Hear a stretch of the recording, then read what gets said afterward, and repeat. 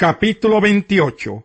David reunió en Jerusalén a todos los jefes de Israel, es decir, a los jefes de las tribus, los jefes de las divisiones que por turno servían al rey, los jefes de 1000 y de 100 soldados, los administradores de los bienes del ganado y de los príncipes, los eunucos del palacio, los guerreros y todos los valientes.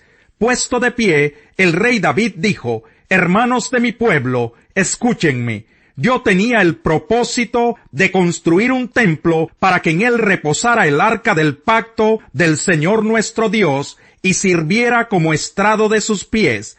Ya tenía todo listo para construirlo cuando Dios me dijo: «Tú no me construirás ningún templo, porque eres hombre de guerra y has derramado sangre». Sin embargo, el Señor Dios de Israel me escogió de entre mi familia para ponerme por rey de Israel para siempre. En efecto, Él escogió a Judá como la tribu gobernante. De esta tribu escogió a mi familia, y de entre mis hermanos me escogió a mí para ponerme por rey de Israel. De entre los muchos hijos que el Señor me ha dado, escogió a mi hijo Salomón para que se sentara en el trono real del Señor y gobernara a Israel.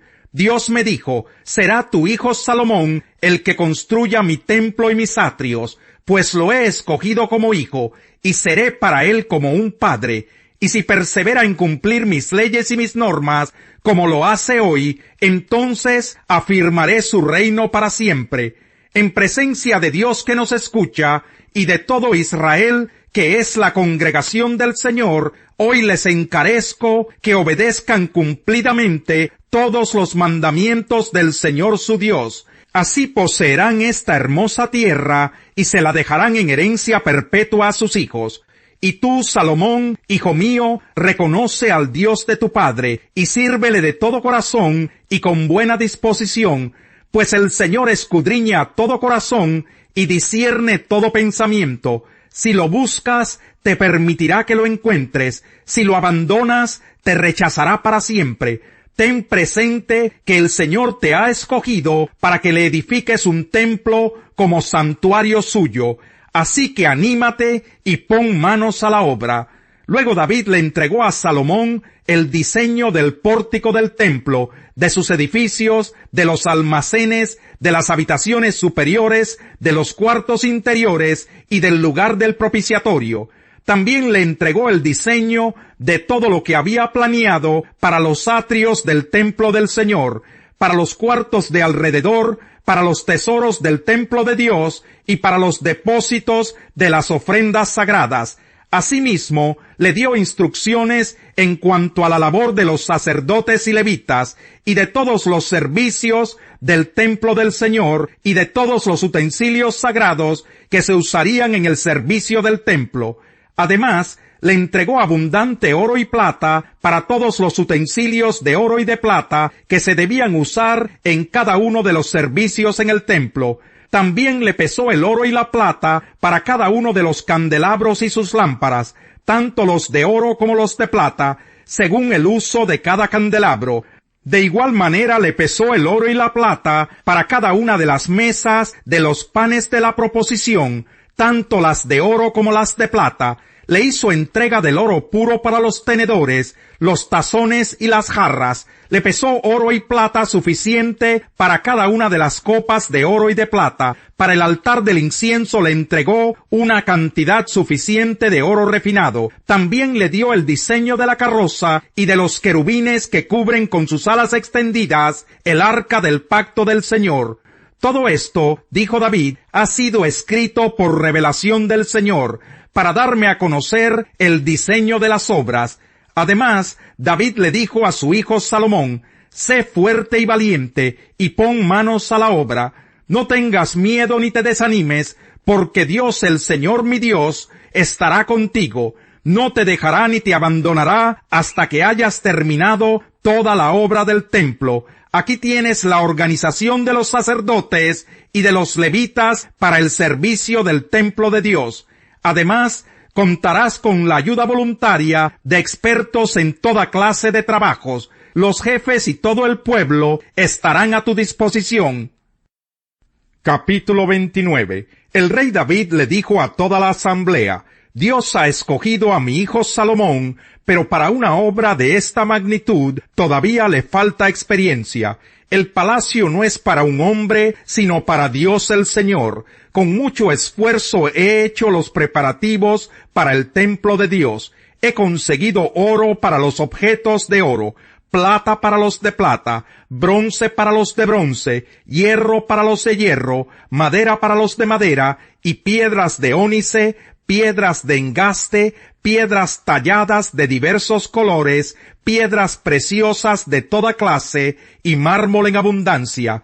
Además, aparte de lo que ya he conseguido, por amor al templo de mi Dios, entrego para su templo todo el oro y la plata que poseo, 100,000 kilos de oro de Ofir y 230,000 kilos de plata finísima, para recubrir las paredes de los edificios, para todos los objetos de oro y de plata, y para toda clase de trabajo que hagan los orfebres. ¿Quién de ustedes quiere hoy dar una ofrenda al Señor?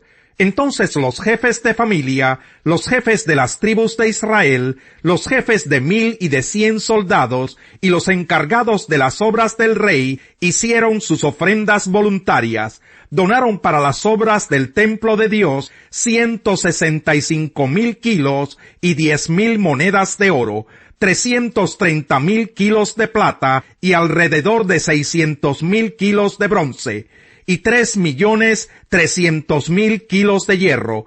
Los que tenían piedras preciosas las entregaron a Jehiel el Gersonita para el tesoro del templo del Señor.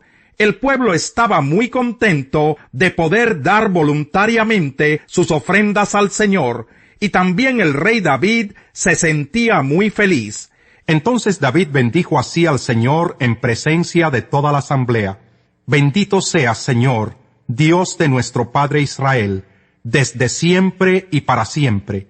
Tuyos son, Señor, la grandeza y el poder, la gloria, la victoria y la majestad. Tuyo es todo cuanto hay en el cielo y en la tierra. Tuyo también es el reino, y tú estás por encima de todo. De ti proceden la riqueza y el honor. Tú lo gobiernas todo. En tus manos están la fuerza y el poder, y eres tú quien engrandece y fortalece a todos.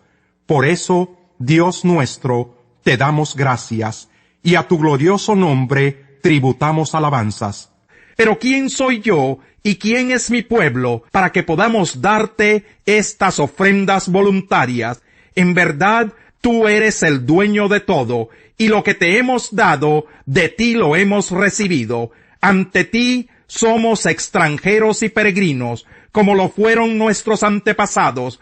Nuestros días sobre la tierra son sólo una sombra sin esperanza. Señor y Dios nuestro, de ti procede todo cuanto hemos conseguido para construir un templo a tu santo nombre. Todo es tuyo. Yo sé, mi Dios, que tú pruebas los corazones y amas la rectitud.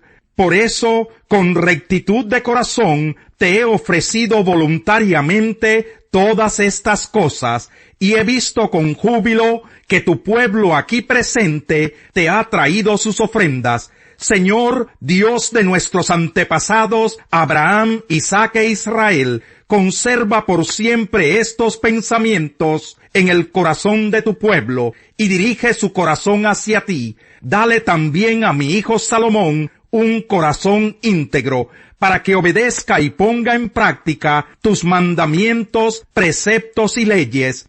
Permítele construir el templo para el cual he hecho esta provisión. Luego David animó a toda la asamblea: alaben al Señor su Dios.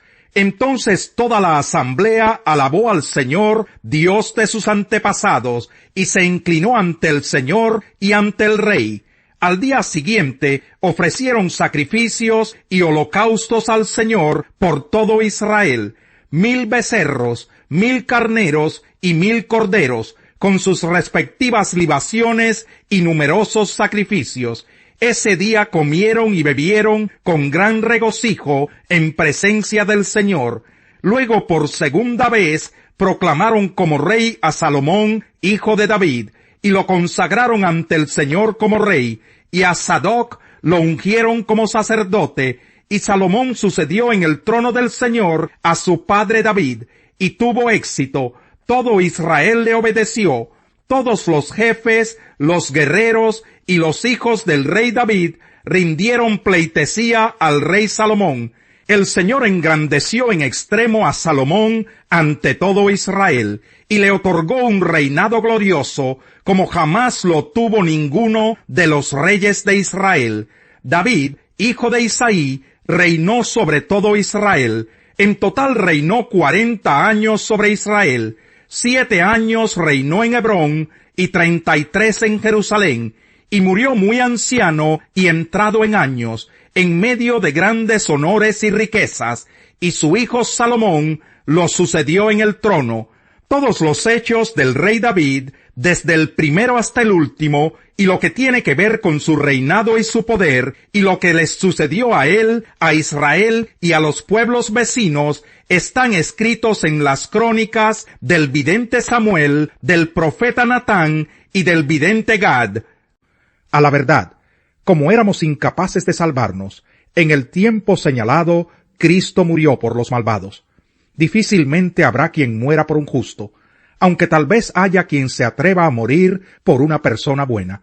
Pero Dios demuestra su amor por nosotros en esto, en que cuando todavía éramos pecadores, Cristo murió por nosotros. Y ahora que hemos sido justificados por su sangre, con cuánta más razón por medio de él seremos salvados del castigo de Dios. Porque si cuando éramos enemigos de Dios, fuimos reconciliados con él mediante la muerte de su Hijo, con cuánta más razón, habiendo sido reconciliados, seremos salvados por su vida. Y no solo esto, sino que también nos regocijamos en Dios por nuestro Señor Jesucristo, pues gracias a él ya hemos recibido la reconciliación. Por medio de un solo hombre, el pecado entró en el mundo, y por medio del pecado entró la muerte. Fue así como la muerte pasó a toda la humanidad, porque todos pecaron. Antes de promulgarse la ley, ya existía el pecado en el mundo. Es cierto que el pecado no se toma en cuenta cuando no hay ley.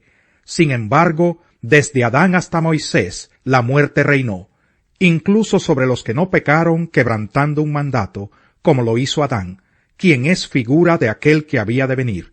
Pero la transgresión de Adán no puede compararse con la gracia de Dios, pues si por la transgresión de un solo hombre murieron todos, cuánto más el don que vino por la gracia de un solo hombre, Jesucristo, abundó para todos. Tampoco se puede comparar la dádiva de Dios con las consecuencias del pecado de Adán.